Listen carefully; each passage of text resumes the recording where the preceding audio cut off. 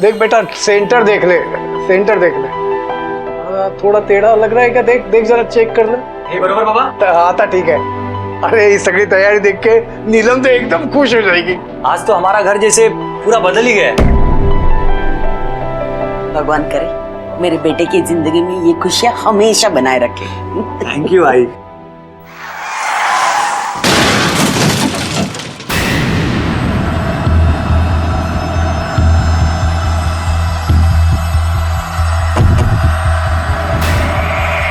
आजोबा कॉन्ग्रेचुलेशन। हाँ शीतल, तुम्हारी कुछ बात हुई है नीलम से? नहीं, अभी तक वो घर नहीं आई। अच्छा ठीक है, मैं उसे कॉल करता हूँ फिर से। राहुल, लागला का फोन?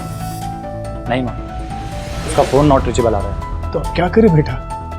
पुलिस में जाना ठीक होगा? बाबा आप भी खामखा परेशान हो रहे हो, कहीं फंस गई होगी, आ जाएगी।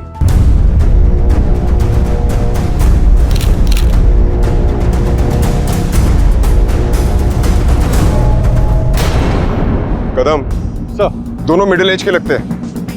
गाड़ी के पीछे बहुत बड़ा डेंट है। हिट एंड रन केस हो सकता है। राइट सर, गाड़ी को देखकर ऐसा ही लगता है। सर लगता है किसी बड़ी गाड़ी ने इसको पीछे से टक्कर मारी। नहीं, टक्कर मारते ही ब्लास्ट नहीं हुआ होगा, क्योंकि अगर ऐसा हुआ होता तो जिस गाड़ी ने टक्कर मारी वो गाड़ी आगे नहीं जा पाती। एक काम करो, दोनों बॉडीज को पोस्टमार्टम के लिए भेजो और इस गाड़ी के चेसी नंबर से इसकी ओनर का पता लगाओ। और हाँ, मुंबई टू लोनावला चेक नाका के दोनों साइड की सीसीटीवी फुटेज चेक करो, ट्रेस करो कोई ऐसी बड़ी गाड़ी जिसके सामने वाले हिस्से पर डेंट हो। आई बाबा, आप लोग घबराइए मत, मैं पुलिस स्टेशन जाके आता हूँ। आली बेटा, दरवाजा खोल।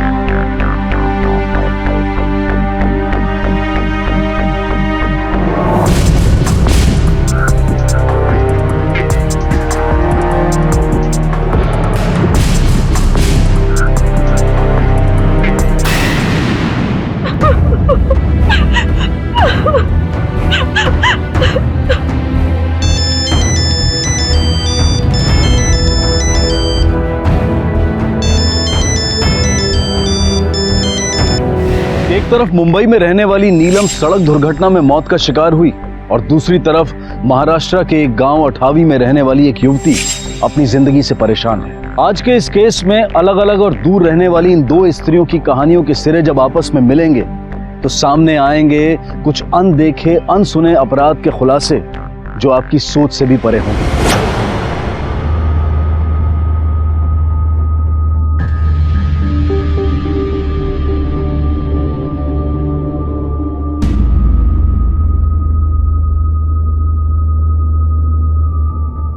ये बॉडी आपकी वाइफ की है?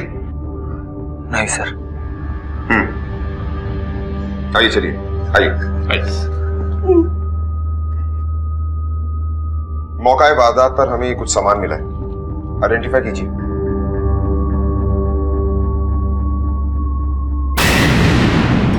ये तो नीलम की ड्रेस है, यही पहनकर तो वो बाहर गई थी। ये मोबाइल भी नीलम का है। उसे कब से ट्राई कर रहा था पर वो उठा ही नहीं रही थी। ये आप ही की गाड़ी का नंबर है?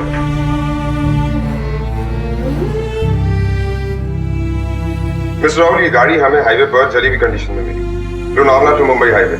इस कार में आपकी वाइफ ही नहीं, उनके साथ कोई और भी था। दोनों की बॉडी बहुत बुरी तरह जली हुई है। वैसे आप जानते हैं कि वो शख्स कौन था जिसके साथ आपकी वाइफ बाहर गई थी?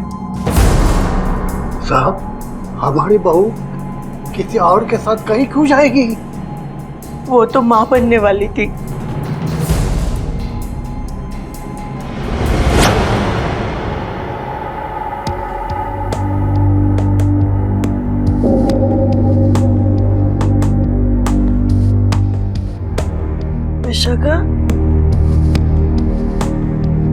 विशाखा कुठे गेली पोरगी? विशाखा ए विशाखा ए बेटा ए राजा यहाँ क्यों सोई है? हाँ यहाँ क्यों सोई राजा? चल आई। हाँ अब नींद लग गई पता नहीं चला। ओ चल चल मेरे पास सो जा। आजा आजा सो जा।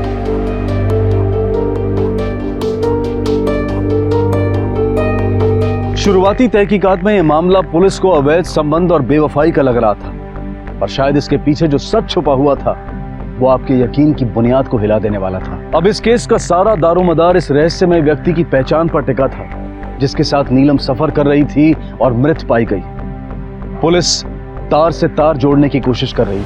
सर, ये नीलम लोनावला की तरफ क्या करने गई थी? वो भी एक आदमी के साथ। वहां तो ज्यादातर कपल्स जाते हैं ना। लेकिन कदम, मुझे ऐसा लगता है कि राहुल और उसके माता पिता हमसे कुछ छिपा रहे, या फिर नीलम इनसे कुछ छिपा रही थी। कदम, नीलम की कॉल रिकॉर्ड्स निकलवाओ। हो सकता है उससे हमें इस आदमी के बारे में कुछ पता चले, और शायद ये भी पता चले कि वो दोनों इकट्ठे कर क्या रहे। सर,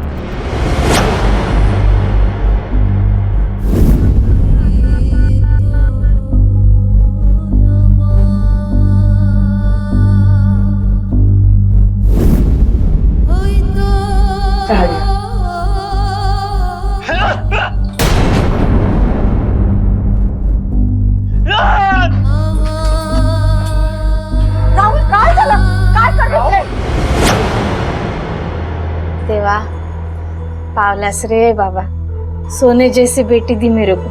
मेरा नाम जरूर रोशन करेगी। जय साई राम।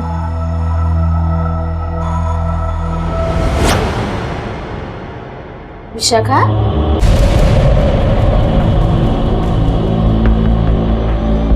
क्या हुआ? काय पाहिजे तुला? अगं आई काय नाही, वो मैं देख रही थी कि इस साल में तूने एक भी नई साड़ी नहीं ली। हो भाई ग, बड़ी चिंता है मेरी तेरे को। हाँ तुझे नौकरी लगने दे, हर महीने एक साड़ी लूंगी, वो भी जबरदस्ती। अरे पानी क्यों आया आंखों में बेटा? तू ना विशाखा बड़ी नरम दिल की है। तू दिल को ऐसे मजबूत बना। ये दुनिया है ना बाहर की, यहाँ अच्छे लोग कम और बुरे लोग ज्यादा रहते हैं।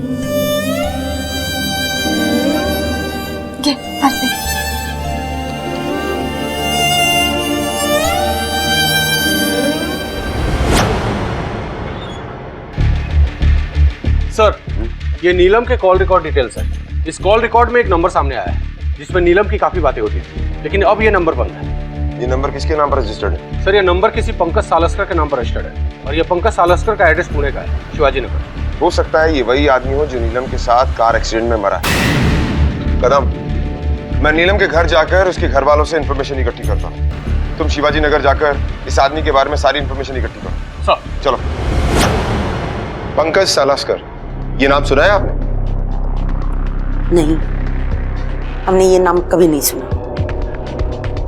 इंस्पेक्टर साहब, नीलम और राहुल की जिंदगी में क्या चल रहा था इसके बारे में हमने ज्यादा कभी इंटरफेयर नहीं किया है, और वैसे भी हमें ज्यादा कुछ नहीं पता।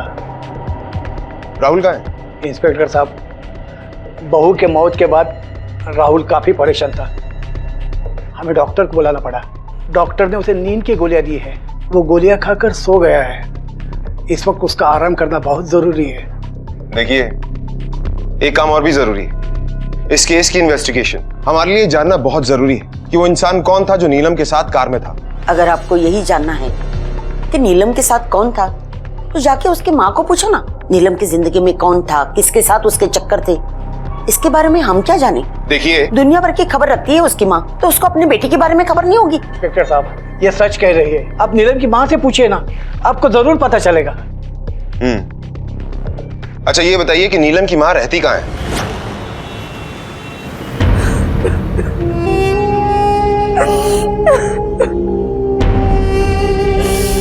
मेरी बेटी बहुत सीधी थी और अपने परिवार से बहुत प्यार करती थी। ये सोचना भी बकवास है कि मेरी बेटी का किसी के साथ अफेयर था। आप इतना यकीन के साथ कैसे कह सकती हैं? मैं अपनी बेटी को अच्छी तरह से जानती थी और राहुल से बहुत प्यार करती थी। आखिर संस्कार नाम की भी कोई चीज होती है।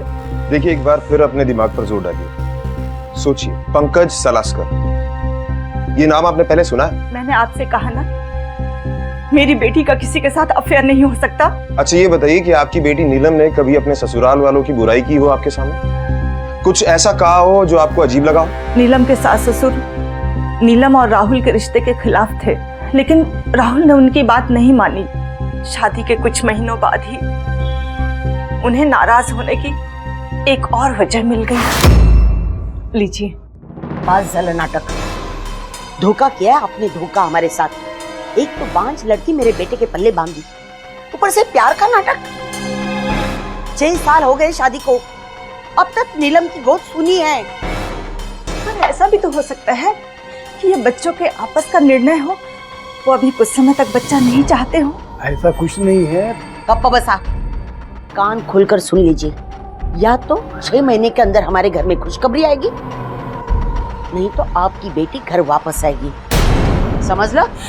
ऐसा कैसे चला तुम्हें आप लोग? चला ना।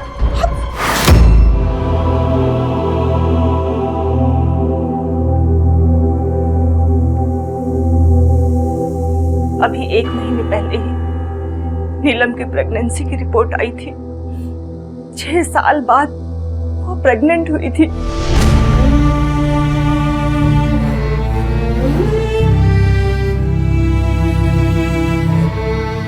उस न्यूज़ से घर में खुशियां थी, सब खुश थे। अगर मेरी बेटी का मरना मर्डर है तो जरूर उसके ससुराल वालों ने ही किया होगा। सिर्फ बच्चे की प्रॉब्लम थी या कुछ और भी था? मुझे नहीं पता, मेरी बेटी ही पागल थी जो ऐसे लोगों का साथ निभा रही थी।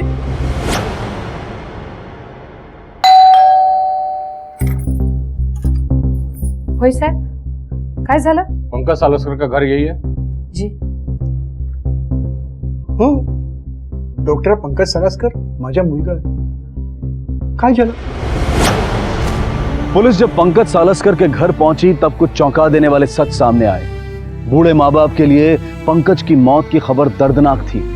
उन्हें नीलम से उसके रिश्ते के बारे में कोई जानकारी नहीं थी, लेकिन पुलिस ने एक अहम सुराग खोज निकाला कि पंकज खुद एक गायनेकोलॉजिस्ट है। क्या है इस रहस्यमय अपराध के पीछे, ये तो आने वाला वक्त ही बताएगा। एक तरफ नीलम की मौत और दूसरी तरफ विशाखा की कहानी। इन दोनों का आपस में क्या रिश्ता था?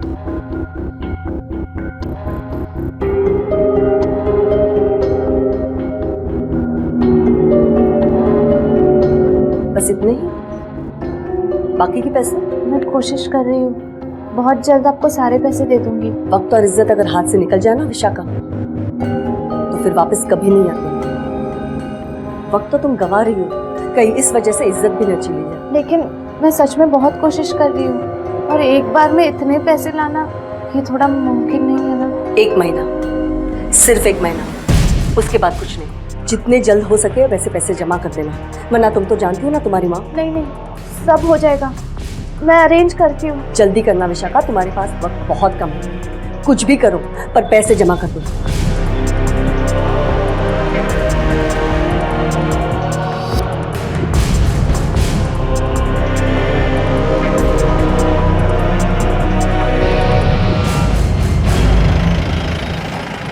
विशाखा, तू मेरा फोन क्यों नहीं उठा रही है? मेरे पीछे पीछे मत आ, मुझे कोई बात नहीं करनी है तुझसे। अरे पर क्यों? किया क्या है मैंने तुमसे? कौन सी गलती गिनाऊं तुझे? सारी गलती तेरी है। देख मनु, यहाँ से निकल जा, मुझे कोई तमाशा नहीं क्रिएट करना है। अरे एडी हो गई क्या? अरे बता तो सही, किसी ने कुछ कहा तुमसे? मी सांगते तू निघ। अरे पागल हो गई तू?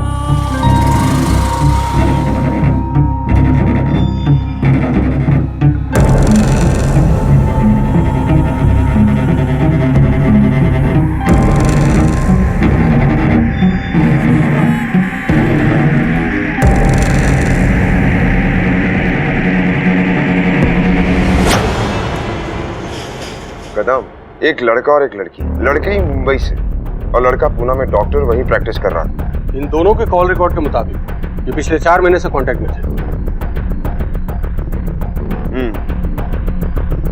नीलम को बच्चा नहीं हो रहा था और उसका ये दोस्त पंकज एक गायनोकोलॉजिस्ट है। हो सकता है नीलम की मेडिकल इश्यूज में हेल्प कर रहा हो, लेकिन सबसे बड़ा सवाल ये है कि क्या इन दोनों के बीच में डॉक्टर और पेशेंट का रिलेशनशिप था या कुछ और इस बारे में किस किस को पता था? चेक करना पड़ेगा। सर, पंकज सालस्कर? नहीं सर, यह नाम तो मैं पहली बार सुन रहा हूँ और ना ही हमारा पूना ना जाना है। नीलम के मेडिकल के सिलसिले में भी हम पूना नहीं जाते थे। उसके सारे टेस्ट यहीं मुंबई में होते थे, चेकअप, सोनोग्राफी, सब कुछ यहीं मुंबई में, मातृ सिटी हॉस्पिटल में। ठीक है, चलो।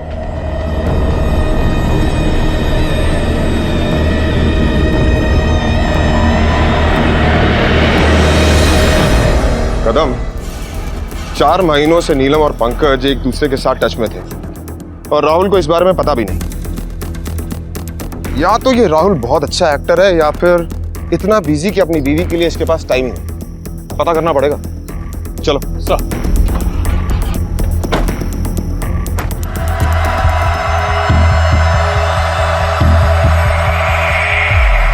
पुलिस के लिए सारे सबूत इस बात की तरफ इशारा कर रहे थे कि पंकज और नीलम के बीच में कोई अवैध संबंध था और इसी संबंध की वजह से कई सालों बाद नीलम गर्भवती हुई। एक तहकीकात से सामने आई ये हकीकत, जिससे इस पूरी इन्वेस्टिगेशन को एक नया मोड़ मिल गया जब पुलिस टीम उस हॉस्पिटल पहुंची जहां पर नीलम का इलाज चल रहा था। नहीं सर, मिस्टर पंकज नाम के कोई भी डॉक्टर यहाँ प्रैक्टिस के लिए नहीं आते। क्या कभी किसी स्पेशल केस में उनका यहाँ आना जाना हुआ होगा कुछ घंटों के लिए? सर, यहाँ जो भी डॉक्टर प्रैक्टिस के लिए आते हैं ना, उनका रिकॉर्ड मेंटेन होता है और रिकॉर्ड के अकॉर्डिंग यहाँ कोई भी डॉक्टर मिस्टर पंकज नाम का तो नहीं आया। Hello inspector, I am doctor Sethi. Any problem? Doctor, हमें आपकी पेशेंट नीलम यादव और डॉक्टर पंकज के बारे में कुछ इन्फॉर्मेशन चाहिए। आइए केबिन में बैठ के बात करते हैं। नीलम यादव, आपकी पेशेंट जो प्रेग्नेंट थी, she is no more. Oh sorry, लेकिन वो प्रेग्नेंट नहीं थी। मतलब उनका यहाँ ट्रीटमेंट चल रहा था लेकिन वो प्रेग्नेंट नहीं थी। डॉक्टर, हम नीलम यादव की रिपोर्ट्स देख सकते हैं? श्योर। सिस्टर, नीलम यादव की रिपोर्ट ले आइए। अच्छा डॉक्टर पंकज सालस्कर आपके हॉस्पिटल में काम करते हैं? पंकज नहीं तो या ये लीजिए रिपोर्ट्स।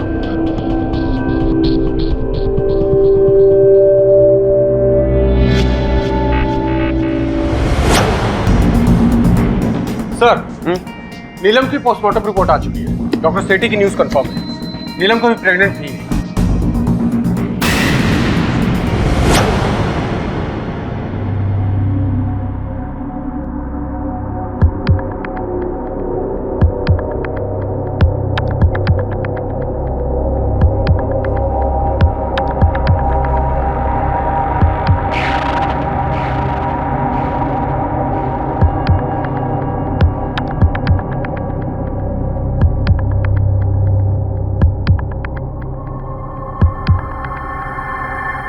अरे माझे पप्पा!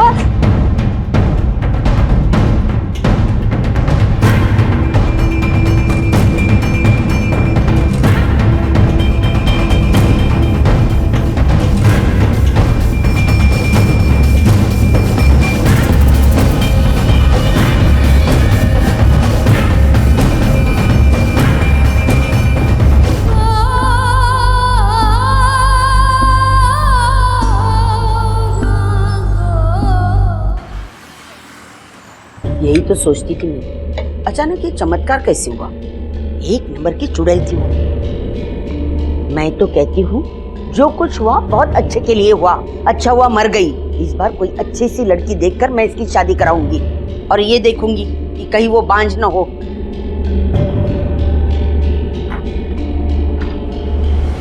सर, नीलम के ससुराल वाले कुछ ठीक नहीं लगते। मेरा मतलब, हो सकता है नीलम अपनी शादी से खुश ना हो और नीलम के अफेयर का पता इनकी फैमिली को चल गया होगा।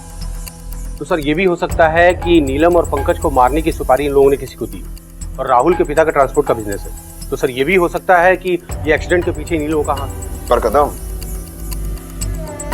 अगर नीलम को ये रिश्ता तोड़ना ही था तो फिर प्रेग्नेंट होने का ये ड्रामा क्यों? लेकिन इस समय सबसे बड़ा सवाल ये है कि नीलम और पंकज लोनावला करने क्या गए थे। और हाँ, ये राहुल की सारी इंफॉर्मेशन निकालो। एक्टर है, हो सकता है इनोसेंट बनने की एक्टिंग कर रहा हूं। सर, गाड़ी की फॉरेंसिक रिपोर्ट आई? सर आज शाम तक शायद आ जाएगी। ठीक है।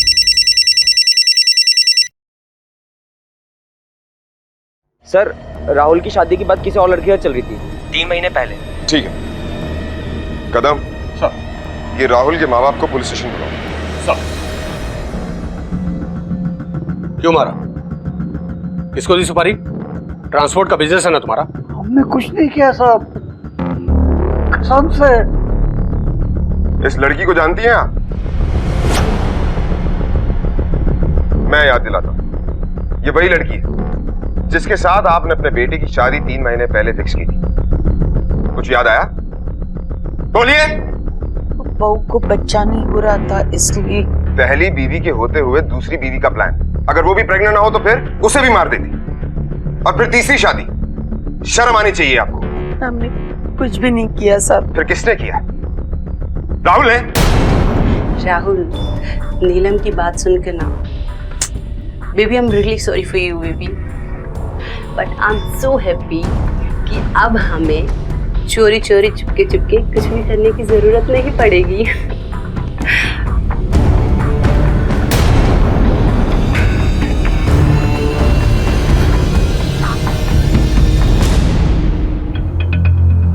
हाँ है हमारा अफेयर, और राहुल की लाइफ में मैं कोई पहली लड़की नहीं हूँ जिससे उसका अफेयर है। वो एक कामयाब एक्टर है और उसके अच्छे कॉन्टैक्ट्स हैं जिससे मुझे काम मिलता है, और मैं सिर्फ अपने मतलब के लिए उसके साथ में हूँ। That's it. देखिए सर, मेरा काम ऐसा है कि शूटिंग की वजह से मुझे हफ्ते महीनों घर से बाहर रहना पड़ता है। अपनी बीवी से ज़्यादा तो मैं एक्ट्रेस के साथ होता हूँ। कई सिटीज़ में ट्रैवल करता हूँ, ऐसे में हो जाता है कभी कभी। मानता हूँ कि ईशा से मेरा अफेयर है, लेकिन ये बात नीलम को पता थी और उसे कोई प्रॉब्लम नहीं थी, क्योंकि वो ये जानती थी कि सच्चा प्यार मैं सिर्फ उससे करता था। ये सब तो बस यूं ही टाइम पास। तो ऐसी प्यार, दिल, तो ऐसे शब्द भी आपको आते हैं एक्टर साहब? वैसे थोड़ी बहुत एक्टिंग हम भी कर लेते हैं, देखना है? देखिए सर, ये बात आप लोगों के पल्ले नहीं पड़ेगी।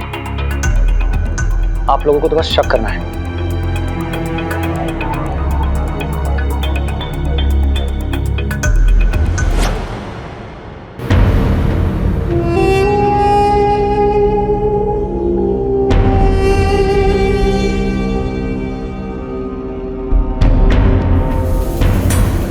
विशाखा, अरे क्या कर रहे हो बेटा?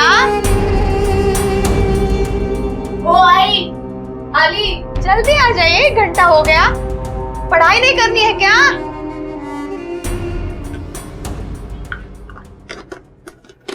चल जल्दी, मैं झटझट चाय बनाती हूँ। हाँ? क्या कर रही थी इतनी देर तक? और ये देख, चेहरा ठीक से पोछा भी नहीं। कैसी लड़की है तू? हाँ, बड़ी हो गई ना सुने तो। हाँ, मैं चाय बनाई हूँ। हाँ, नाश्ता भी देती हूँ। तू पढ़ाई कर बेटा। देख, पढ़ाई है तो दुनिया हाथ में है, नहीं तो सब बेकार है राजा। चल जल्दी जल्दी। हाँ, चलो चलो। एक तरफ नीलम की मौत और दूसरी तरफ विशाखा की कहानी। इन दोनों का आपस में क्या रिश्ता था? कहते हैं औरत ही औरत का दर्द समझ सकती है, लेकिन नीलम की सास ने नीलम का दर्द कभी समझा ही नहीं। ना उसके जीते जी उससे कोई हमदर्दी दिखाई और ना ही उसके मरने के बाद। शक के दायरे फैल रहे थे, लेकिन पुलिस सच की तह तक जाने में कोई कसर नहीं छोड़ रही थी। सर, कार की रिपोर्ट्स आ गई है और सर हमने टोल नाका का सीसीटीवी फुटेज चेक किया। सर, आपका अंदाजा बिल्कुल सही है। फुटेज में एक ट्रक ट्रेस हुआ है जिसके आगे एक बहुत बड़ा डेंट है, और सर उसका टाइम भी एक्सीडेंट के आधे घंटे के बाद का है।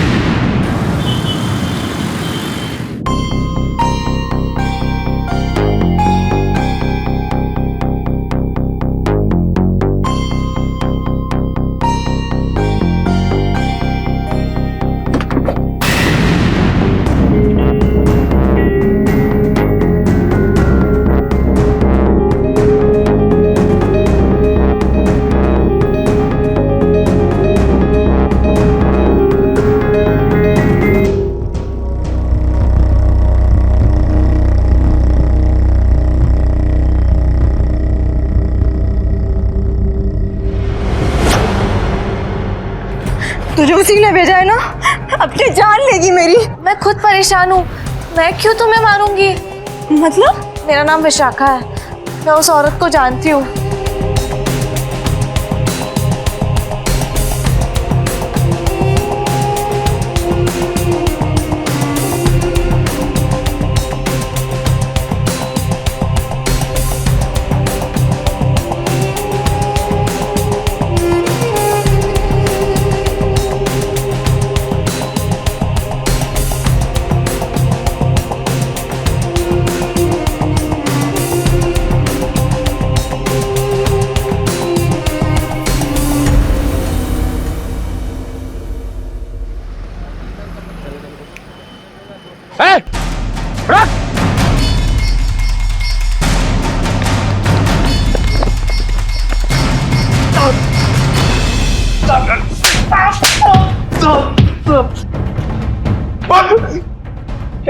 चप्पल सब खरा संगते सब, किसी ने मेरे को पैसा नहीं दिया सब।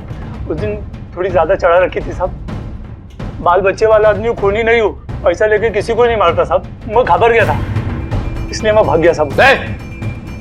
तू जादव ट्रांसपोर्ट के लिए ट्रक चलाता है ना? कौन जादव ट्रांसपोर्ट साहब? 2 लोगों की जान गई है तेरी वजह से, सजा तो तेरे को जरूर मिलेगी। सब कुछ नहीं, मेरे को जाने दो ना साहब।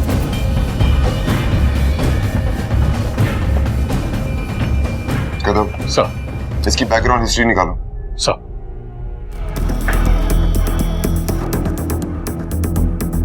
कैसे हुआ ये तो? देखिए ना, एक डॉक्टर को कैसे कोई मार सकता है? सर, मैंने ही आपको फोन किया था। आप कौन है? जी, मैं पड़ोसी हूँ। आपने किसी आदमी को आते जाते देखा हो? नहीं, मैंने नहीं देखा। लखंडे, एक काम करो, बॉडी को पोस्टमार्टम के लिए भिजवाओ और सारे घर की अच्छी तरह से तलाशी लो। शायद ये मर्डर पैसे वैसे के चक्कर में तो नहीं हुआ। Yes sir. Sir, truck driver और नीलम के ससुराल का कोई कनेक्शन नहीं। सर, डॉक्टर पंकज ने एक्सीडेंट के दिन किसी डॉक्टर सुरभि नाम के गायनेकोलॉजिस्ट से बात की थी। उनका क्लिनिक लोनावला में है, ये उसका एड्रेस है।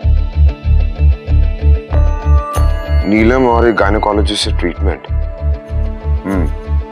कदम सर, चलो देखते हैं।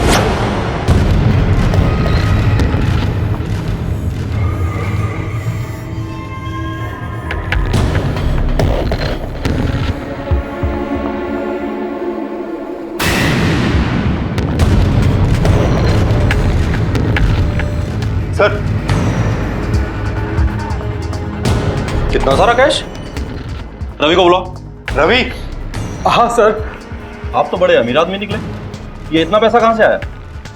सर, पेशेंट ने दिए होंगे, क्योंकि अक्सर वो फीस नहीं लेती। हो सकता है कि बाद में दे करके गए हो। सर, कहीं ऐसा तो नहीं किसी और को इस कैश के बारे में पता हो और उसकी वजह से वो मर्डर हुआ हो? अगर मान लीजिए कि कोई बकाया पेमेंट दे भी गया तो उसकी रिसिप्ट तो होगी ना आपके पास? पता नहीं सर। ढूंढिए।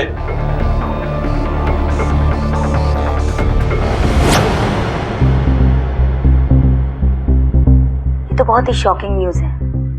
पंकज बहुत ही अच्छे डॉक्टर थे, मेरे बैचमेट थे वो। पंकज और नीलम बहुत ही अच्छे दोस्त थे। क्योंकि नीलम कंसीव नहीं कर पा रही थी, इसलिए वो अपना ट्रीटमेंट मातृ सिटी हॉस्पिटल में करवा रही थी। वहाँ उसे कुछ टाइम के बाद पता चला कि वो प्रेग्नेंट है, पर आई थिंक वहाँ उसे कुछ गड़बड़ लगी, जिसकी वजह से सेकंड ओपिनियन के लिए डॉक्टर पंकज नीलम को मेरे पास लेकर आए। अच्छा डॉक्टर, ये बताइए कि वाकई में क्या नीलम प्रेग्नेंट थी? जी नहीं, नीलम प्रेग्नेंट नहीं थी, बट डॉक्टर जीवन की रिपोर्ट के according she was pregnant. Doctor जीवन? लेकिन डॉक्टर, हम वहाँ डॉक्टर सेठी से मिले, नीलम का वही ट्रीटमेंट कर रहा था। जी नहीं, डॉक्टर सेठी तो उस हॉस्पिटल के डीन हैं, उनका ट्रीटमेंट डॉक्टर जीवन कर रहे थे। नीलम का सच चौंका देने वाला था। नीलम जिस मानसिक आघात से गुजर रही थी, उसमें मां बनने का सपना शायद इतना बड़ा होता है कि दूसरी हकीकतें दिखाई ही नहीं देती। आखिर नीलम के साथ हुआ क्या था? नीलम प्रेग्नेंट नहीं थी, लेकिन राहुल और उसके माँ बाप के हिसाब से वो प्रेग्नेंट थी। तो सर, एग्जैक्टली मातृ सिटी हॉस्पिटल में उसका इलाज किस बात का चल रहा था? यही तो पता करना है कदम। लेकिन एक बात समझ में नहीं आई, डॉक्टर सेठी ने हमसे ये क्यों छुपाया कि नीलम का ट्रीटमेंट डॉक्टर जीवन कर रहा था? कदम सर, एक काम करो, डॉक्टर सेठी और डॉक्टर जीवन दोनों की हरकतों पर नजर रखो।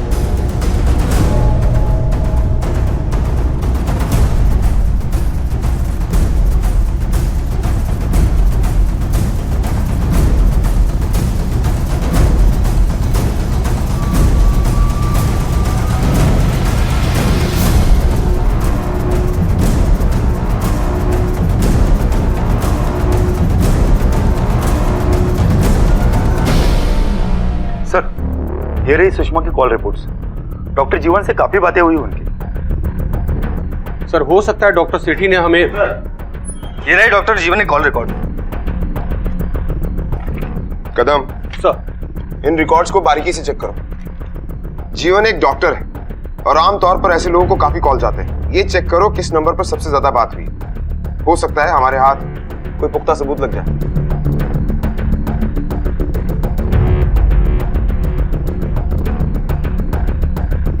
व्हाट? लेकिन आपको कैसे पता चला कि हम डॉक्टर जीवन के बारे में इंफॉर्मेशन इकट्ठी कर रहे हैं? सर इस सुषमा की डॉक्टर जीवन के साथ काफी सारी फोन कॉल्स हुई हैं। जब हम लोग फाइंड आउट कर रहे थे तो पता चला कि इसके ऊपर आप लोग भी इन्वेस्टिगेट कर रहे हैं। ठीक है, मैं आपसे कोऑर्डिनेट करता रहूंगा। जीवन के बारे में अगर हमें कोई भी इंफॉर्मेशन मिलती है I let you know. Okay sir, okay. Sir हमने डॉक्टर जीवन की पूरी कुंडली खंगाल डाली। ये डॉक्टर जीवन पनवेल में फ्रीक्वेंटली फोन करता है किसी लैंडलाइन नंबर पर, और ये नंबर पनवेल के किसी फार्म हाउस का है। पता करो ये नंबर किसके नाम पर रजिस्टर्ड है।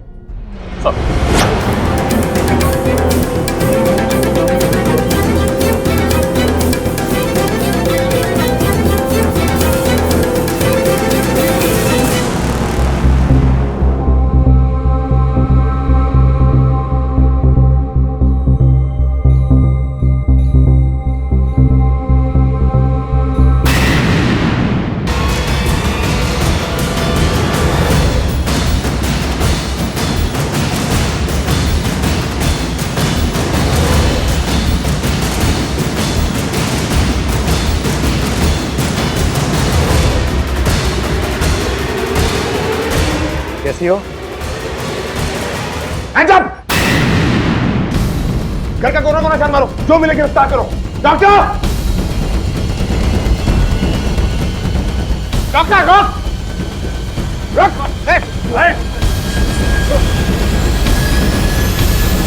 एक तरफ था नीलम की मौत का रहस्य और दूसरी तरफ थे विशाखा के संदिग्ध हालात। पुलिस ने नीलम की हत्या को रूल आउट नहीं किया था और अब पुलिस उस हकीकत के बिल्कुल करीब थी जहां आकर नीलम और विशाखा के बीच के संबंध का खुलासा होने वाला था। Sir sir sir sir sir sir sir sir बताता हूँ, सब बताता हूँ सर, सब बताता हूँ। जिन लोगों के खुद के बच्चे नहीं हो सकते उन लोगों पर क्या गुजरती है ये कोई आम आदमी नहीं समझ सकता। एक तड़प होती है बच्चे को गोद में लेने की। ऑप्शंस बहुत होते हैं पर उन्हें अपना खून चाहिए होता है। सरोगेशन करा सकते हैं, एडॉप्ट कर सकते हैं, पर नहीं, उन्हें चाहिए अपना वारिस, अपना खून। तो बस उनकी इस चाह ने मेरे दिमाग में ये आइडिया लाया। मैं एक हार्मोनल इंजेक्शन लगा के अपने पेशेंट्स को बेवकूफ बनाता था कि वो लोग बच्चे को जन्म दे सकते हैं, और दूसरी तरफ मैं एक औरत का इंतजाम करता था जो सच में बच्चे को जन्म दे सके सरोगेसी से। जैसे ही पेशेंट की डिलीवरी की ड्यू डेट आती मैं उसे एडमिट करता और उस सरोगेट मदर के बच्चे को उन कपल्स को दे देता। सब खुश हो जाते। मुझे बहुत ज्यादा पैसे मिलते थे सर, मगर उन पैसों में से मैं एक अच्छा हिस्सा उन लड़कियों को भी देता था जिन्होंने असल में बच्चे को जन्म दिया। चल बता, अब तक और कितनों को बेवकूफ बनाया तूने? अब तक 9 लोगों को इस तरह से बच्चा दिया है, मगर अब तक किसी को भी इस मामले में कोई शक नहीं हुआ। बच्चा मिलते ही वो लोग खुशियां मनाने में व्यस्त हो जाते थे। अब ये बता, तूने डॉक्टर सुषमा को क्यों मारा? नहीं सर, मैंने उसे नहीं मारा। सुषमा ने काफी लोन ले रखा था। वो मेरी बैचमेट थी, इसलिए हम दोनों एक दूसरे को अच्छे से जानते थे। उसकी एजुकेशन लोन काफी हेवी थी और उसकी पोस्टिंग एक छोटे से गांव में हुई। उसे पैसों की जरूरत थी, इसलिए मैंने उसके साथ ये आइडिया शेयर किया। लोग कितने विश्वास के साथ एक डॉक्टर का दरवाजा खटखटाते। डॉक्टर्स को दूसरा भगवान माना जाता है, लेकिन तुम जैसे लोग लोगों की मजबूरी और उनके जज्बात का नाजायज फायदा उठाते। तुमने अपने प्रोफेशन पर दाग लगाया है और इसकी सजा तुम्हें जिंदगी भर भुगतनी पड़ेगी। आज जेवणाला सुट्टी, आज भेल खाए। आगे क्या हुआ? मैं मलेरिया की पेशेंट थी।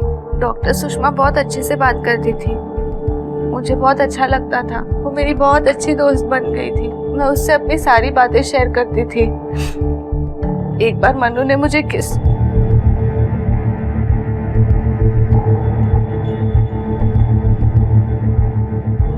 मन्नू ने मुझे किस किया और ये बात भी मैंने डॉक्टर सुषमा को बताई। किस किया? और क्या किया? और कुछ नहीं, फिर मैं घबरा गई और वहां से भाग आई। मैंने कुछ गलत तो नहीं किया ना? विशाखा, तुमने ये क्या किया? अरे मुझसे पूछ तो लिया होता। तुम अभी छोटी हो, इस उम्र में अगर प्रेग्नेंट हो गई तो? सिर्फ किस करने से? और नहीं तो क्या? तुम्हें पता नहीं है? अरे किस करने से प्रेग्नेंट होते हैं। क्या कर दिया तुमने? कोई बात नहीं, मैं हूं ना, मैं सब संभाल लूंगी, कुछ नहीं होगा।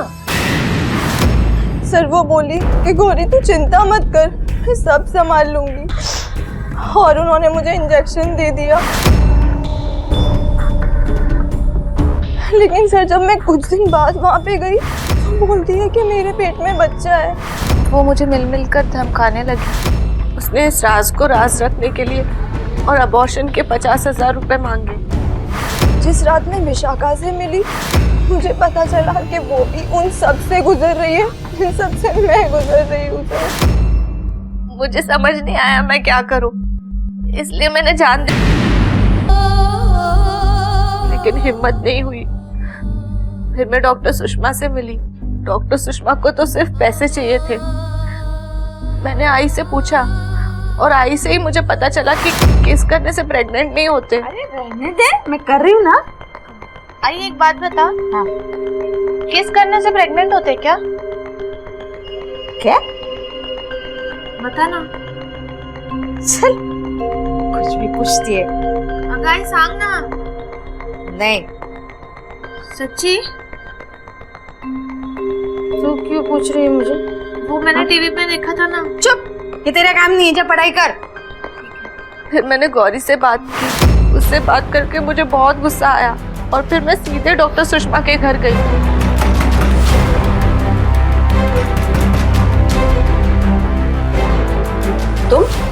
तूने मुझे झूठ बोला, धोखा किया तूने मेरे साथ। शांत, अंदर आ।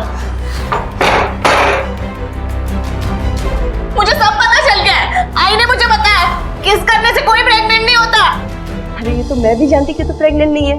किस करने से कोई प्रेग्नेंट थोड़ी ना होता है। मैं सबको बता दूंगी। देखना देखना तेरे साथ क्या करती हूँ। क्या बताएगी किसको? मेरा कुछ नहीं होगा।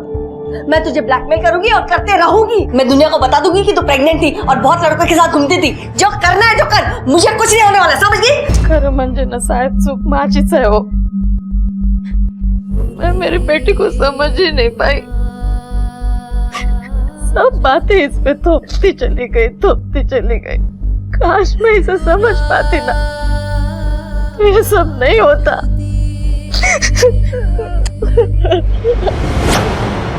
मिस्टर राहुल, आपकी पत्नी नीलम ने आपको कभी धोखा नहीं दिया।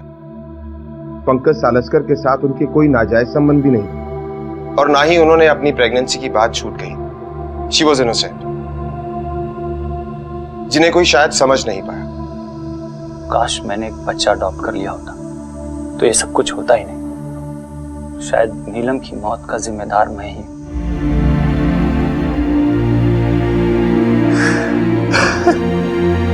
राहुल,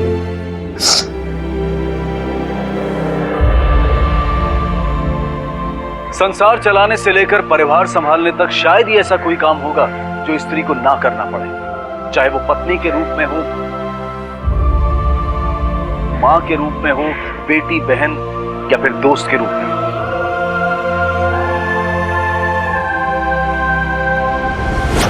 आज भी हमारे समाज में मां ना बन पाने का दोष सिर्फ औरतों को ही क्यों झेलना पड़ता है?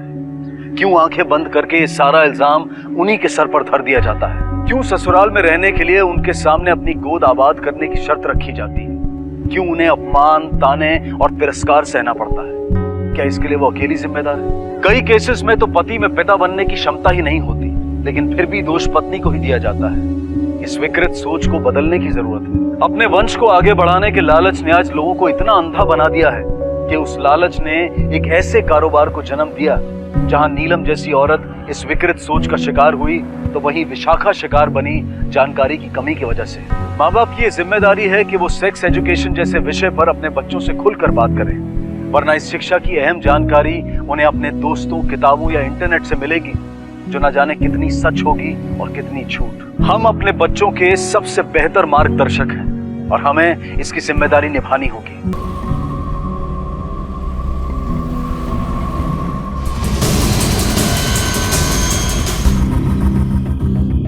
चित्रा, अब हम तो तुम्हारे साथ हैं और अपना मुन्ना भी। अब भगवान से क्या मांगोगी? मैं मांगूंगी कि आप और मुन्ना हमेशा मेरे साथ रहें। वो तो हमेशा तुम्हारे साथ रहेगा, है ना मुन्ना? हमेशा। सर इसी जगह एक्सीडेंट हुआ था और जब एक्सीडेंट हुआ था तब करीब सुबह के 5 बजे थे। तब कोई चश्मदीद गवाह नहीं था, लेकिन एक आदमी ने उन्हें देखा था हादसा होने के बाद। बुलाओ। इधर आओ। नमस्ते सर। नमस्ते। क्या देखा तुमने? हम नाइट ड्यूटी करके साहब घर लौट रहे थे, तकरीबन सुबह के 5 बजे होंगे। हमने देखा खून में सने हुए कुछ लोग पड़े हैं साहब, तो हमने 100 नंबर पे कॉल कर दिया। और कोई गाड़ी देखी? नहीं साहब।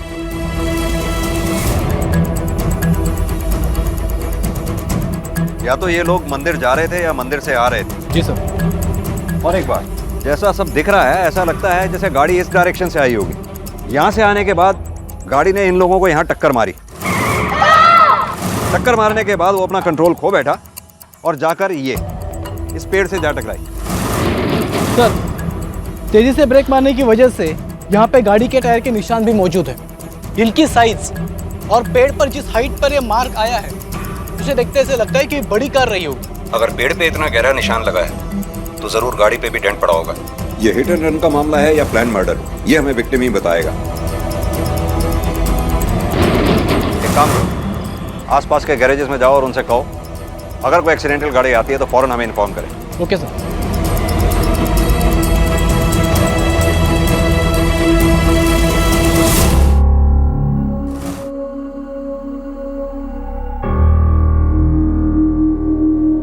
मेरा पति। अरे क्या कर रही हैं आप? आपको उठने की परमिशन नहीं है। बताइए ना, वो लोग ठीक है ना? हम आपके पति को नहीं बचा पाए।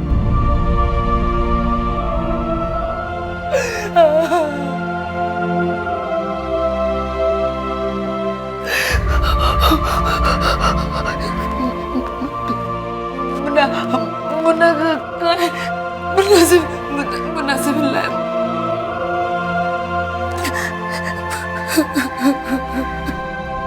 एक लापरवाह ड्राइवर एक महिला और उसके पूरे परिवार को अपनी गाड़ी की पहियों के नीचे कुचलकर भाग गया था। इस हादसे में उस महिला के पति की मौत मौके पर ही हो गई थी और उसका मासूम बच्चा अब भी खतरे से बाहर नहीं था। उसी रात एक और घटना घटी जिसमें दिल्ली जयपुर हाईवे पर एक व्यक्ति की चाकुओं से गोदकर हत्या कर दी गई। अलग इलाकों में घटी थी और घटनाओं की वजह भी अलग थी, लेकिन फिर भी ये दोनों एक दूसरे से जुड़ी हुई थी।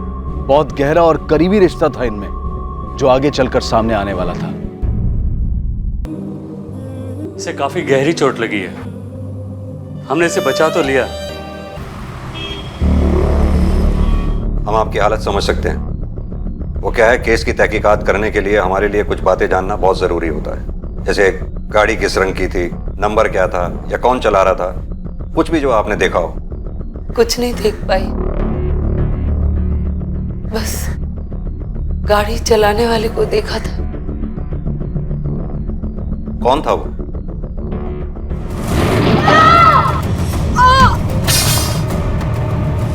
डॉक्टर पारिक, हमारे मोहल्ले के पास उसका दवाखाना है, द्वारका, सेक्टर नंबर 23।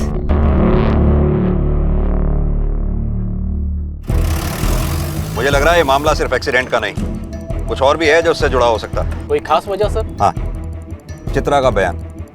उसने कार का रजिस्ट्रेशन नंबर नहीं देखा, बात समझ में आती है, ऐसा हो सकता है, लेकिन सड़क पर गिरे होने के बावजूद इतनी बुरी कंडीशन में और वो भी अंधेरे में उसका ड्राइवर को देख लेना और पहचान लेना, बात समझ में नहीं आती। लेकिन सर वो झूठ क्यों बोलेगी?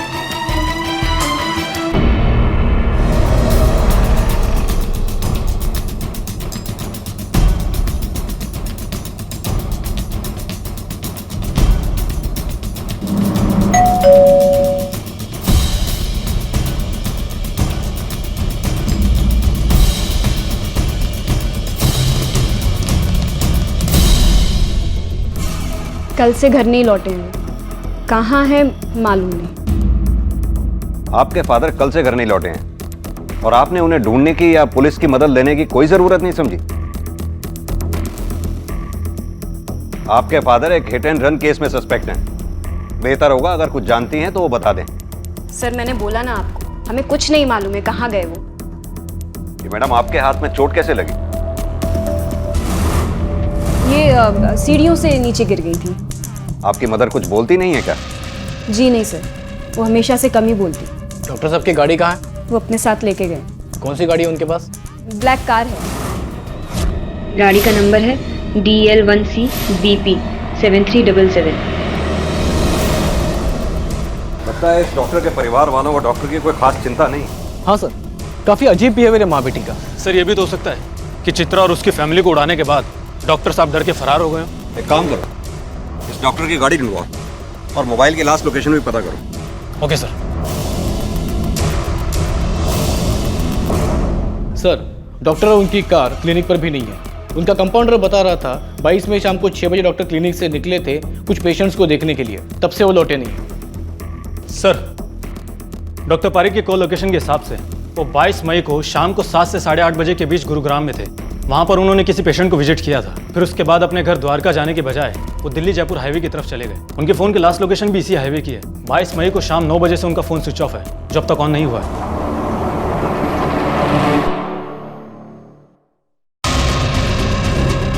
डॉक्टर पारिक दिल्ली से बाहर कहीं या फिर जयपुर जाने वाले थे? नहीं सर, हमें नहीं पता। मैडम, हमें आपके हस्बैंड के एक हिट एंड रन केस में तलाश है और हमें ये बात भी अच्छी तरह से पता है कि वो घटना होने के करीब 8 घंटे पहले से खुद से लापता है। We need your cooperation. वो जिंदा है या मर गए?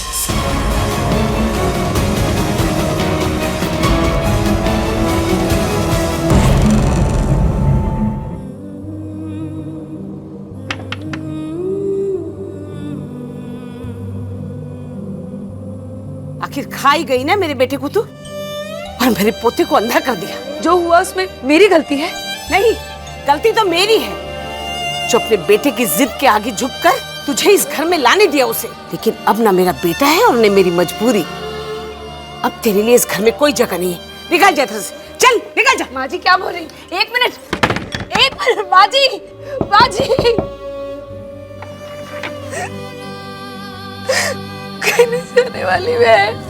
साहब इंसान नहीं, लोग उन्हें मसीहा मानते हैं। गरीबों का तो पूरा इलाज मुफ्त में क्या करते हैं, वो कभी किसी से एक पैसा नहीं लिया।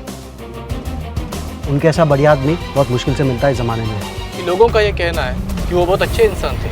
अगर इतने ही अच्छे आदमी थे तो अपनी गाड़ी के नीचे आए उन लोगों को हॉस्पिटल में दाखिल कराते, ऐसे सड़क पर मरने के लिए छोड़कर भागते नहीं। लेकिन इस डॉक्टर पारिक की फैमिली का भी कुछ समझ में नहीं आ रहा है। लगभग 40 घंटे हो गए उन्हें गायब हुए। ना तो उनकी पत्नी को कुछ फर्क पड़ रहा है, ना ही उनकी बेटी को। सर इसी हाईवे पर 1 किलोमीटर चलने के बाद रोड से थोड़ा अंदर जाकर डॉक्टर साहब का फोन स्विच ऑफ हुआ था।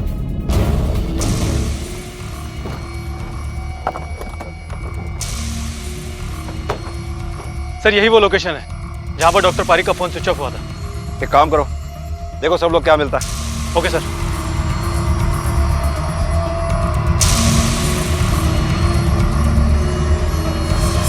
सर यहां पर एक लाश है, देखिए।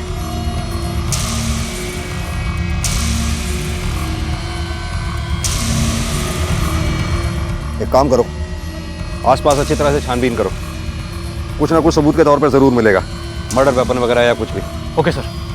और हाँ, इनकी गाड़ी भी देखो। चलो भाई। हो सकता है कहीं आसपास ही हो। जी sir.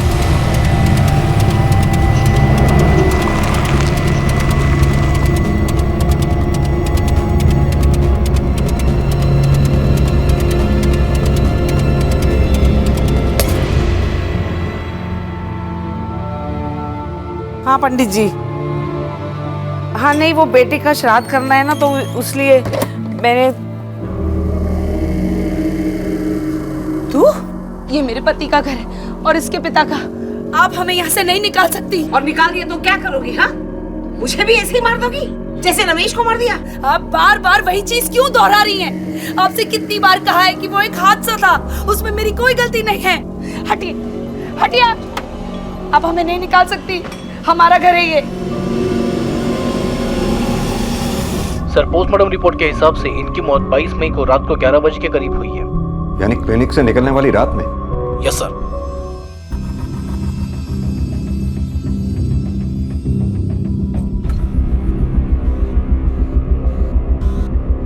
Is this necessary sir?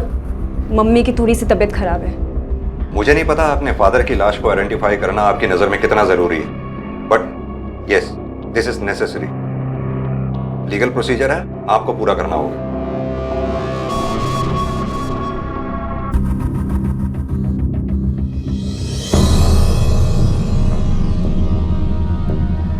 जी हाँ सर, यही है डॉक्टर मनोज पारेख।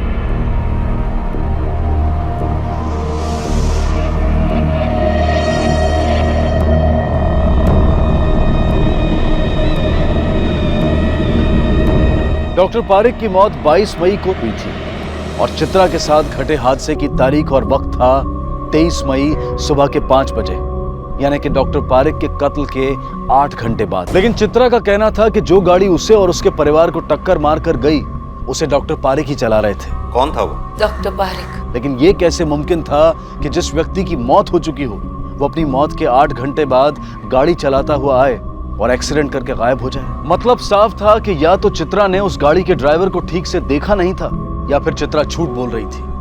और सवाल यह था कि अगर चित्रा झूठ बोल रही थी तो क्यों?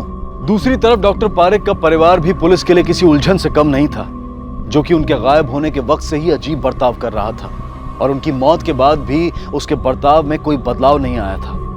कहीं इसकी वजह यह तो नहीं थी कि डॉक्टर पारेख के कत्ल का कोई सिरा उसके अपनों से जुड़ा था? आपकी हालत काफी खराब थी उस समय, इसलिए हमने आपको समय दिया। अब बताइए। क्या बताऊं साहब? यही कि आपने हमसे झूठ क्यों कहा कि वो गाड़ी डॉक्टर पारेख चला रहे थे, जबकि आपके एक्सीडेंट से काफी पहले उनकी हत्या हो चुकी थी। वो गाड़ी कैसे चला सकते थे? क्या बोल रहे हैं साहब? डॉक्टर पारेख की हत्या? जी साहब, मैंने आपसे कोई झूठ नहीं बोला। मैंने वही बताया जो मैंने देखा। मैं क्यों उनका झूठा नाम लूंगी साहब? उनका बहुत बड़ा एहसान है हम पे साहब। मेरे पति बहुत बीमार थे साहब और हमारे पास इलाज कराने के पैसे भी नहीं थे, तब उन्होंने ही मेरे पति को ठीक किया साहब, और इलाज के पैसे भी नहीं लिए हमसे। जहां तक मुझे याद है वो डॉक्टर पारेख ही थे। वो गाड़ी जो भी चला रहा था, डॉक्टर पारेख या कोई और, उसका स्केच बनवाने में हमारी मदद कीजिए। सर, यह है वो स्केच जो चित्रा ने बनवाया है और ये डॉक्टर पारेख की फोटोग्राफ। ये तो आपस में काफी मिलती हैं। विवेक, इस केस में दो बातें हो सकती हैं। एक तो उस गाड़ी चलाने वाले की शक्ल डॉक्टर पारेख से बहुत ज्यादा मिलती हो, या फिर ये चित्रा हमें बेवकूफ बना रही है। एक काम करो, ये चित्रा की हिस्ट्री निकालो, देखो इसमें डॉक्टर पारेख कहाँ कहाँ दिखाई देता है, और साथ ही मृणाल और कंचन की कुंडली भी निकलवाओ। उसे डॉक्टर पारेख की कुंडली से मैच करा के देखो कि इनकी कुंडली में प्रॉब्लम है क्या। Okay sir.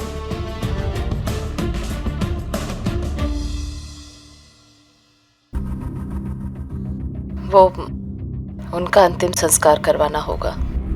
हिलो मत, लग जाएगा। अच्छे से होना चाहिए सब कुछ, कोई कमी नहीं रहनी चाहिए। जो भी है आखिर है तो। मैंने कहा ना, हाथ मत हिलाओ, लग जाएगी आपको।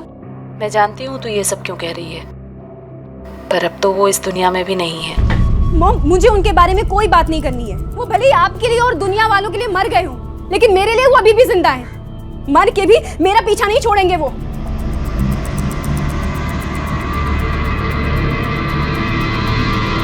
डॉक्टर पारेख की फैमिली के बारे में क्या और कितना जानते हो तुम? सर 2 लोग और हैं उनकी फैमिली में, एक उनकी बेटी, एक उनकी वाइफ, बस इतना ही जानता हूँ। डॉक्टर साहब अपनी फैमिली के बारे में ज्यादा बात नहीं किया करते थे और ना ही वो लोग कभी यहाँ आते थे। कब से काम कर रहे हो डॉक्टर साहब के यहाँ? सर करीब 10 सालों से। तो तुम्हारे कहने का मतलब है पिछले 10 सालों से डॉक्टर साहब की फैमिली का कोई भी मेंबर क्लिनिक में नहीं आया? सर दरअसल उनकी वाइफ भी पहले डॉक्टर थी। डॉक्टर थी? मतलब डॉक्टर पारेख की वाइफ मिसेस पारेख डॉक्टर हैं? जी हाँ, वो पहले प्रैक्टिस भी किया करती थी लेकिन फिर छोड़ दी। क्यों? सर ये नहीं पता, लेकिन उनका खुद का भी कोई ट्रीटमेंट चल रहा है बहुत सालों से। सर लोग तो ये भी कहते हैं कि वो थोड़ी सी हिली हुई है, शायद इस वजह से प्रैक्टिस छोड़ दी हो। और उनकी बेटी? सर जहाँ तक मुझे पता है वो हिसाब से डॉक्टर साहब और उनकी बेटी के बीच में ज्यादा नहीं बनती थी। पिछले 1 साल से उनकी बेटी अलग ही रहती थी। वो मैडम से मिलने रोज आती थी घर, लेकिन डॉक्टर साहब उनके सामने भी आ जाए तब भी वो उनसे बात नहीं करती थी।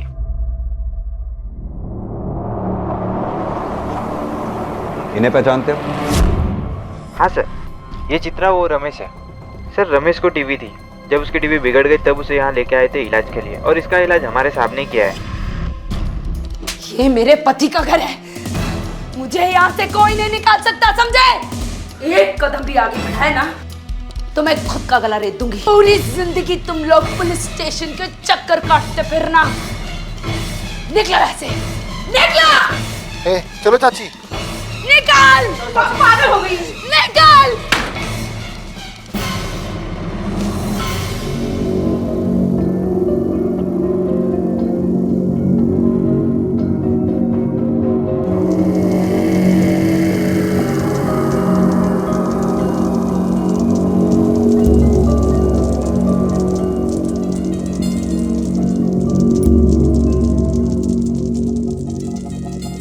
एक बात पूछूं? कहीं तूने तो नहीं मरवाया अपने पापा को?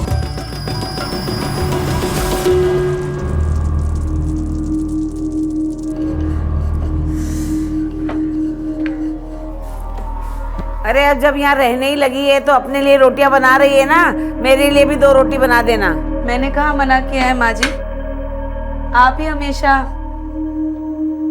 अभी देती हूँ खाना आपको, आप बस मुन्ना पर नजर रखिए, कहीं गिरकर चोट ना लगा ले।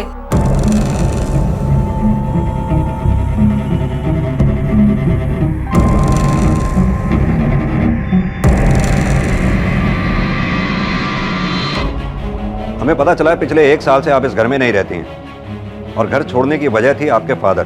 बनती नहीं थी आपकी आपस में, वो खास वजह? दुनिया में हर एक की आपस में बने ऐसा जरूरी तो नहीं है ना। हर एक में और बाप बेटी के रिश्ते में फर्क होता है मिस कंचन। मेरी और उनकी थिंकिंग मैच नहीं होती थी। और आप मिसेस पारेख, किस चीज का इलाज चल रहा है आपका? डिप्रेशन का? अपने डॉक्टर का नाम बता सकती हैं आप? डॉक्टर सुषमा सक्सेना।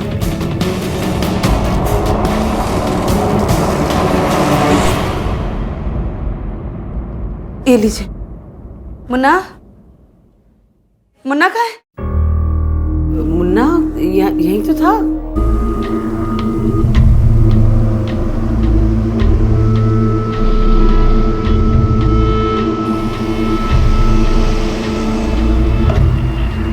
मुन्ना,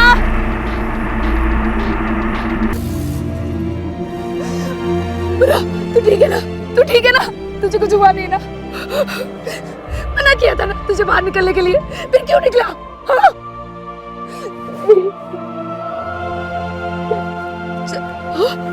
कर चल। What? मिसेस पारेख पिछले 8 साल से डिप्रेशन का शिकार हैं। जी हाँ। हमने मिसेस पारेख के लेफ्ट हैंड की कलाई पे पट्टी बंदी देखी थी। पूछने पर उनकी बेटी कंचन ने बताया कि वो सीढ़ियों से गिर गई थी, लेकिन जी नहीं, ऐसा कुछ नहीं हुआ था। अपनी कलाई मृणाल ने खुद काटी थी, और अपनी जान लेने के लिए ऐसा वो पहले भी कई बार कर चुकी है, वो भी अलग अलग तरीकों से। लेकिन क्यों? एक्चुअली इसकी शुरुआत तब हुई जब उसे अचानक से अपनी प्रैक्टिस छोड़नी पड़ी। प्रैक्टिस छोड़ने की कोई खास वजह? एक्चुअली शुरुआत में जब भी मैं उसकी बॉडी पर अलग अलग चोटों के निशान या जले हुए का निशान देखती और उससे पूछती तो हमेशा उसका एक ही जवाब होता कि मैं खुद ही खुद को चोट पहुंचा रही हूँ। उसकी बेटी और उसके हस्बैंड भी यही कहते थे, पर पता नहीं क्यों मुझे उनकी बातों पर विश्वास नहीं होता था। ऐसा लगता था कि सब लोग झूठ बोल रहे हैं, बात कुछ और है। डॉक्टर पारेख की पत्नी मृणाल सिवियर डिप्रेशन का शिकार थी और अपनी बेटी से भी उनकी कुछ खास नहीं बनती थी। पर क्या इस बात का डॉक्टर पारेख की हत्या से कोई संबंध था?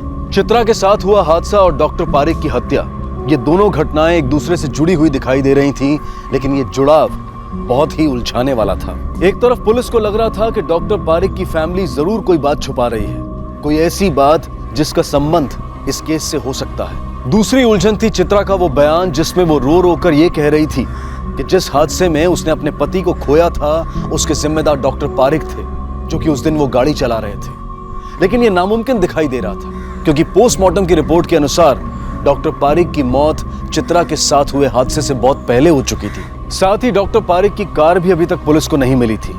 तो कोई तो एक कड़ी थी जो इन दोनों पहेलियों को एक दूसरे से जोड़ती थी, लेकिन अब तक मिसिंग थी। रमेश और चित्रा, उनके बीच के रिश्ते कैसे थे? बहुत प्यार करते थे दोनों एक दूसरे से। चित्रा तो बहुत ख्याल रखती थी रमेश भाई जी का। साहब जी, रमेश की माँ रमेश के ब्याह के खिलाफ थी, पर रमेश अड़ गया। रमेश तो फिर शादी करके ही माना। बेचारा रमेश पिस जाता था बुरी तरह। कभी कभी जब उसकी लिमिट क्रॉस हो जाती थी तो आ जाता था बैठ के पीने के लिए। साहब उसको घर की टेंशन बहुत थी। साहब जी, वो उसके जान के पीछे पड़ी रहती सी मेरे बेटे नू मार दिता। इतना ही नहीं साहब जी, ओनू अपने पौधे दे नाल भी प्यार दी सी।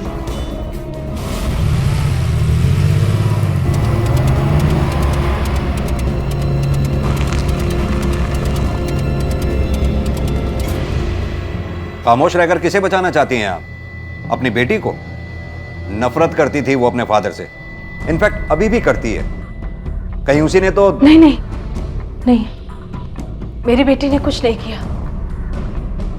वो बेचारी तो ऐसा कर ही नहीं सकती। बहुत अच्छी बच्ची है वो, बहुत ही अच्छी। मैंने किया है ये सब। आपने? बहुत गलतियां की हैं मैंने आज तक, पर मैं ऐसी पहले नहीं थी। उन्होंने बनाया मुझे ऐसा। दुनिया के लिए भगवान थे वो, पर हमारे लिए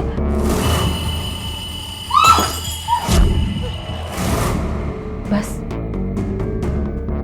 यही वो अकेली वजह थी जिसके चलते वो अलग अलग तरीकों से मुझे सजा देते थे किसी भी बात पर। मुराल, शर्ट हो गया? हाँ। दो।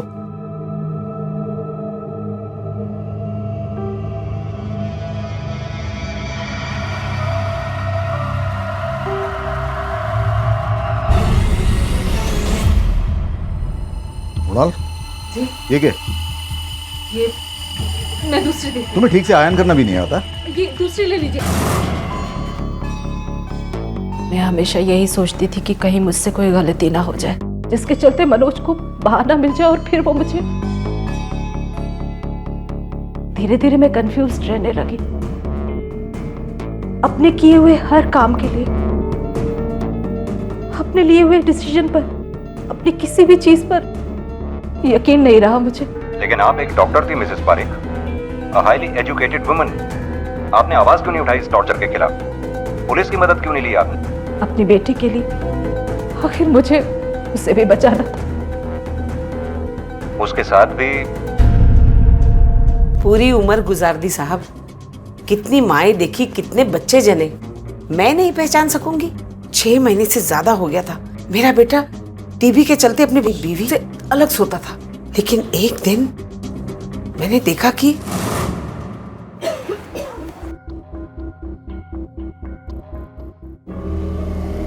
कहाँ मुंह काला कर आ रही हूँ? जैसा आप सोच रही हैं वैसा कुछ भी नहीं। तबीयत खराब है बस मेरी। ये भी तो हो सकता है कि रमेश और चित्रा के बीच कुछ हुआ हो। बिल्कुल नहीं साहब, क्योंकि रमेश अपनी बीवी और बच्चे से बहुत प्यार करता था, इसीलिए तो टीबी के डर से उनसे अलग सोता था। यानी इस वक्त चित्रा प्रेग्नेंट है? अरे ऐसी नाजायज औलाद को कोई रखता है क्या? गिरवा लिया होगा बच्चे को। लेकिन इन सब बातों को तुम्हारे पास कोई सबूत नहीं है, और ये भी तो हो सकता है ये सब तुम्हारी कोई गलतफहमी हो। मैं मान लेती अगर मैंने उस दिन उसे छुप छुप कर एक आदमी से मिलते हुए नहीं देखा होता तो। कौन था वो? मैं नहीं जानती कौन था, लेकिन उसका यार ही होगा ना, और कौन होगा? ये था?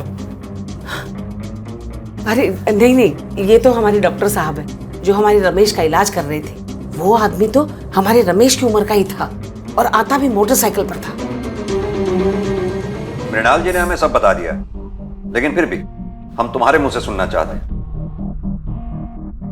अगर मॉम की हालत ऐसी ना होती ना, तो मैं कब का मर चुकी होती या फिर कहीं भाग गई होती। कि मॉम की मेंटल कंडीशन के चलते मेरा उनके साथ रहना हर वक्त जरूरी था, रात में भी और दिन में भी।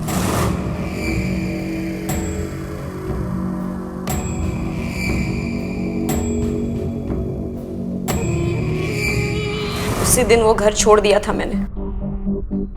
पाँव भी नहीं रखना चाहती थी वहां, इस डर से कि कहीं उससे सामना ना हो जाए। लेकिन फिर भी हर रोज जबरदस्ती खुद को खींच कर जाती थी वहां पे, मॉम के खातिर, उनका ख्याल रखने के लिए। जुर्म के इन दोनों मामलों की जांच में तरक्की हुई थी। पुलिस के पास अब डॉक्टर पारिक की पत्नी मृणाल और बेटी कंचन थी, जो सालों से डॉक्टर पारिक की यातनाएं सहती आई थी। बहुत मुमकिन था कि अपनी इस यातना भरी जिंदगी से निजात पाने के लिए दोनों ने या फिर दोनों में से किसी एक ने डॉक्टर पारिक का कत्ल किया हो या फिर करवाया हो। सर, कंचन और मिसेस पारिक के सेलफोन की कंप्लीट रिपोर्ट आ चुकी है। जिस वक्त डॉक्टर पारिक का मर्डर हुआ उस वक्त ये दोनों द्वारका में ही थी, क्राइम सीन से लगभग 60 किलोमीटर दूर। उन दोनों के कॉल रिकॉर्ड्स में भी कोई सस्पेक्टेड या नया नंबर नहीं है।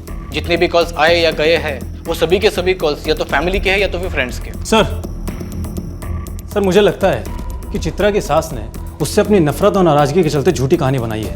मुझे नहीं लगता कि चित्रा ऐसा कुछ कर सकती है, क्योंकि सबका यही कहना है कि चित्रा अपने पति रमेश से बहुत प्यार करती थी। जिन लोगों के बारे में तुम बात कर रहे हो वो उस डॉक्टर पारेख को भी देवता बता रहे थे, राइट? जब तक कातिल पकड़ा नहीं जाता हम किसी को भी क्लीन चिट नहीं दे सकते, मृणाल और कंचन को भी नहीं, क्योंकि मोबाइल के लोकेशन से सिर्फ ये पता चलता है कि मोबाइल उस वक्त कहाँ था, मालिक भी उस वक्त वहाँ था, ये जरूरी नहीं। ये मृणाल और कंचन पे भी नजर रखनी होगी। Yes sir. और चित्रा की सास ने जो कहानी बताई है हमें उसका भी पता लगाना होगा कि उसमें कितनी सच्चाई है। Yes sir.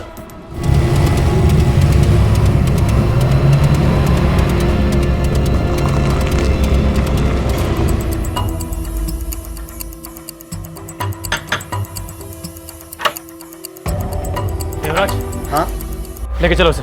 साहब, चल। मैंने कुछ नहीं किया साहब। चलिए बताओ, चित्रा को कैसे और कितना जानता है? क्लिनिक की नर्स ने हमें सब कुछ बता दिया। मुझे नहीं पता चित्रा और देवराज के बीच में अफेयर था या नहीं, लेकिन नो डाउट काफ़ी क्लोज थे दोनों। वो भी आती थी वहाँ अपने पति का इलाज कराने, बस इसीलिए बातचीत होती थी। अगर आपको लग रहा है कि कुछ ऐसा वैसा था हमारे बीच, तो वैसा कुछ नहीं था। मेरी बीवी भी जानती थी उसे, बातें भी होती थी दोनों में। आप चाहिए तो पूछ सकते हो साहब। इस देवराज के कॉल रिकॉर्ड्स आए कि नहीं अब तक? अभी तक नहीं सर। जल्दी से मंगवाओ। Okay sir. हर चीज के दो पहलू होते हैं, यानी दो सिरे। मुझे लगता है हम सिर्फ एक सिरे पर ध्यान दे रहे हैं, दूसरे सिरे को हमने अभी तक छुआ तक नहीं। किस बारे में बात कर रहे हैं आप सर? डॉक्टर अपने एक पेशेंट को देखने गया था। 8:30 बजे उस पेशेंट के घर से निकलने के बाद डॉक्टर को अपने घर जाना चाहिए था। वो अपने घर जाने की बजाय गया दिल्ली जयपुर हाईवे पर, जहां करीब 11 बजे के करीब उसकी हत्या हो गई।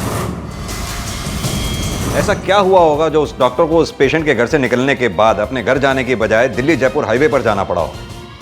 हमें इसका पता लगाना होगा। वह तो सर जो ਦਾ ਮੇਰਾ ਟ੍ਰੀਟਮੈਂਟ ਇੱਥੇ ਚੱਲ ਰਿਹਾ ਹੈ, ਤਕਰੀਬਨ ਡਾਕਟਰ ਸਾਹਿਬ 10 ਦਿਨ ਬਾਅਦ ਆਉਂਦੇ ਸੀ ਰੂਟੀਨ ਚੈੱਕਅਪ ਵਾਸਤੇ, ਤੇ ਵੈਸੇ ਹੀ ਉਸ ਦਿਨ ਵੀ ਆਏ।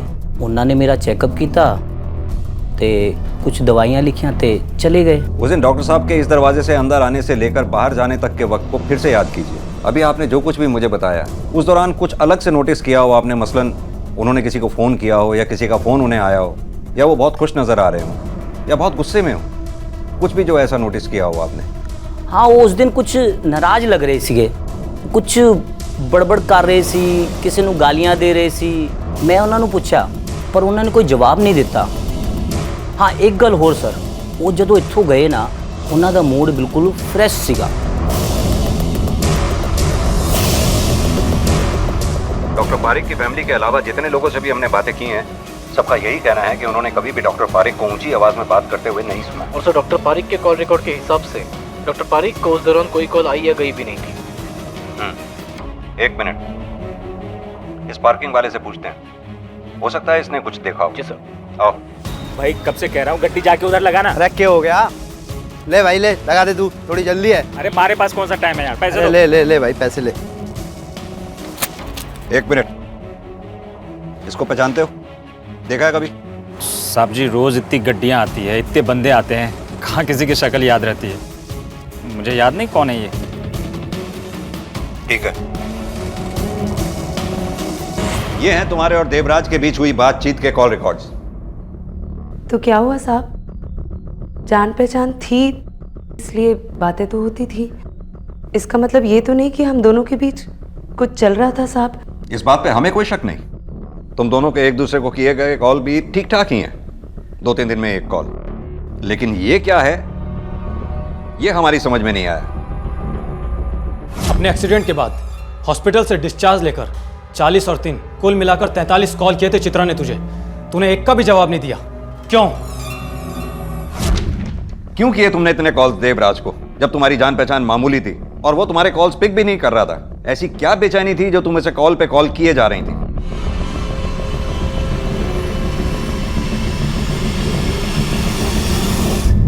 उस पेशेंट के घर के अंदर जाते समय डॉक्टर पारिक गुस्से में था और निकलते वक्त नॉर्मल। हालांकि इससे हमें कुछ हासिल नहीं होता। इधर चित्रा और देवराज हैं जो खामोश हैं, लेकिन उनके पास सॉलिड एलिबाई है कि डॉक्टर पारिक के मर्डर के वक्त वो मौका वारदात से कोसों दूर थे। इसके अलावा दोनों इतने पैसे वाले भी नहीं है सर कि किसी किराए के कातिल को हायर कर सके। इससे भी बड़ा सवाल है मोटिव का। मुझे कोई मोटिव नहीं दिखाई देता उनके पास, बल्कि अपने आपस के रिश्तों को लेकर उनकी खामोशी मुझे कहीं ना कहीं खटक रही है। लग रहा है जैसे इस खामोशी का मकसद बदनामी का डर नहीं बल्कि कुछ और भी है। शायद इस डॉक्टर पारिक का पूरा सच अभी हमारे सामने आया ही नहीं है। कुछ है जो हमसे छूट रहा है। एक काम करो राकेश, डॉक्टर पारिक के क्लिनिक से उसके सभी पेशेंट्स की लिस्ट निकलवाओ, सबसे बात करो। Okay sir.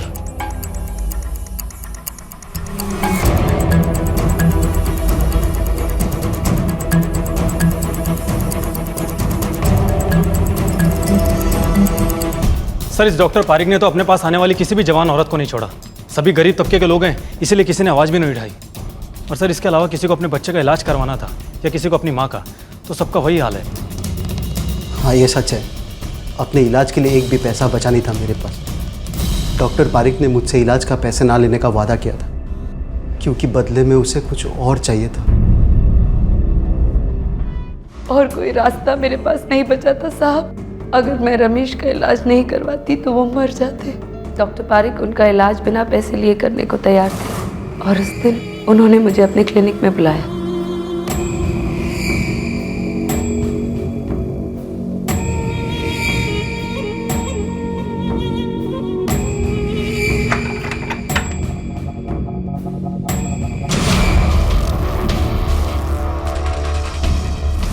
पूरी कीमत वसूली उसने मुझसे अपने मुफ्त इलाज की।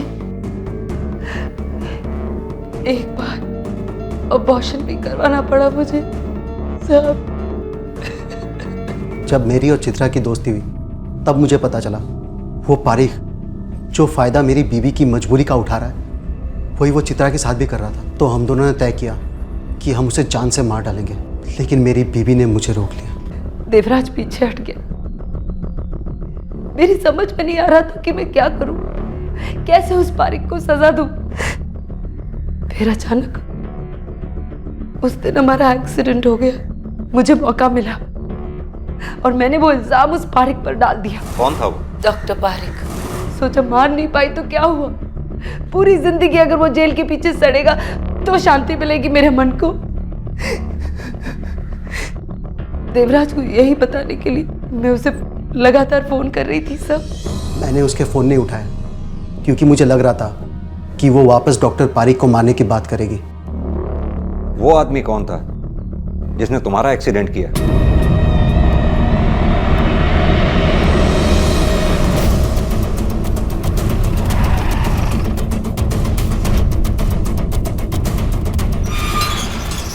उठाओ इसे। देखो जरा ये गाड़ी का मालिक कौन है, लेके आओ उसे।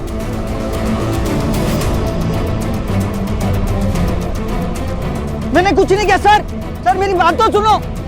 सर मेरी बात तो सुनो, मैंने कुछ नहीं किया, मैं बोल रहा हूँ। Listen to me sir please. डालो इसे गाड़ी में। सर प्लीज मुझे मैंने कुछ नहीं किया सर, मुझे क्यों डाल रहे हो? Sir sir please listen to me sir, मैंने कुछ नहीं किया है।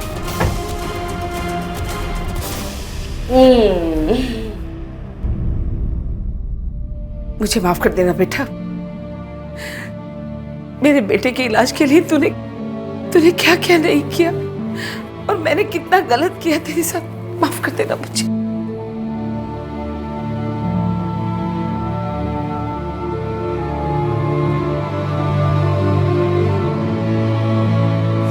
सर, उस लड़के ने मान लिया है कि चित्रा उसकी फैमिली का एक्सीडेंट उसके कार से हुआ था। इसके बाद वो डर गया। उसे अंदाजा था कि पुलिस उसकी कार को ढूंढ रही होगी, इसलिए उसने कार को छुपा के रखा, कहीं बाहर नहीं निकाला। लेकिन सर, उस लड़के का कोई भी कनेक्शन ना तो चित्रा उसकी फैमिली के साथ है, ना ही देवराज के साथ, और ना ही डॉक्टर पारिक के साथ। सर, डॉक्टर पारिक की कार का पता चल गया है। यहीं पासी के बहरामपुर गांव में है और कोई है जो उसे बेचने की कोशिश कर रहा है। चलो।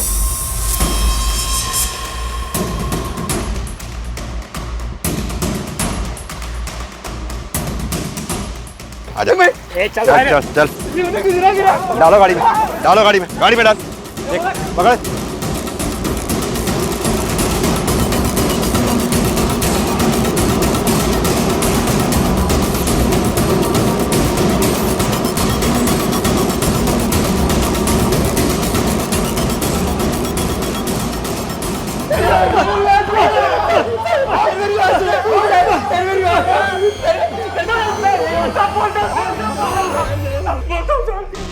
बोल, सब सच सच बता। साहब उस रात मेरा मूड पहले से ही खराब था।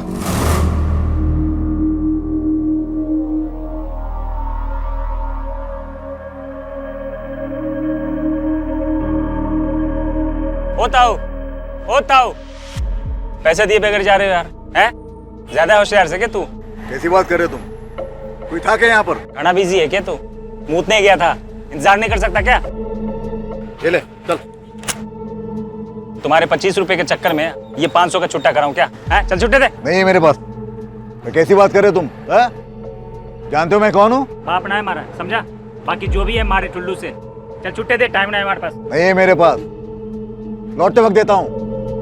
ओ ताऊ पैसे देके जा। दो कौड़ी के गंवार मेरे कंधे पर हाथ रखता है। बहुत बर्दाश्त कर लिया मैंने। एक पुलिस को फोन करूंगा ना तो पिछवाड़ी की सारी चमड़ी छील देगी पुलिस। बदतमीज कहीं। साले पुलिस की धमकी देता है। अभी बताता हूँ तेरे को, रुक। सर इसका फोन आया और हम पार्किंग में आ गए। ताऊ भीतर बैठ जा, चाबी दे दे।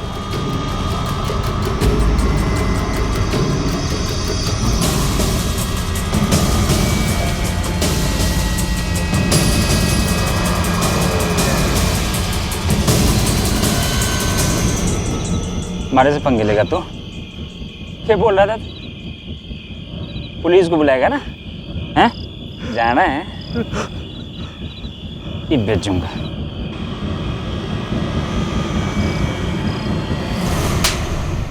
मूड खराब था। इतनी छोटी सी बात पर एक आदमी की जिंदगी छीन ली तुम लोगों ने। सड़ो जिंदगी पर यहां आप तुम लोग, तब जाके तुम्हें जिंदगी की कीमत पता चलेगी। व्यवसायिक जीवन में अपनी असफलता और पत्नी की सफलता से कुंठित होकर डॉक्टर पारिक ने जो अपनी पत्नी और बेटी के साथ किया, उसे देखकर रोंगटे खड़े हो जाते हैं। दूसरी तरफ डॉक्टर पारिक के हाथों शोषण का शिकार हुई चित्रा ने भी अपने गुस्से को अपनी समझ पर हावी होने दिया और कानून का दरवाजा खटखटाने की बजाय खुद इंसाफ करने निकल पड़ी। इसके अलावा चित्रा की सास, डॉक्टर पारिक की पत्नी डॉक्टर मृणाल और बेटी कंचन, ये सभी किसी न किसी नकारात्मक भावना के शिकार हुए। अगर चित्रा की सास ने उस पर शक करने की बजाय उसे समझकर उसका साथ दिया होता तो चित्रा ने डॉक्टर पारिक की गंदी नीयत के सामने अपने घुटने टेकने की बजाय जिंदगी से लड़ने और अपने पति को बचाने का कोई दूसरा रास्ता ढूंढा होता।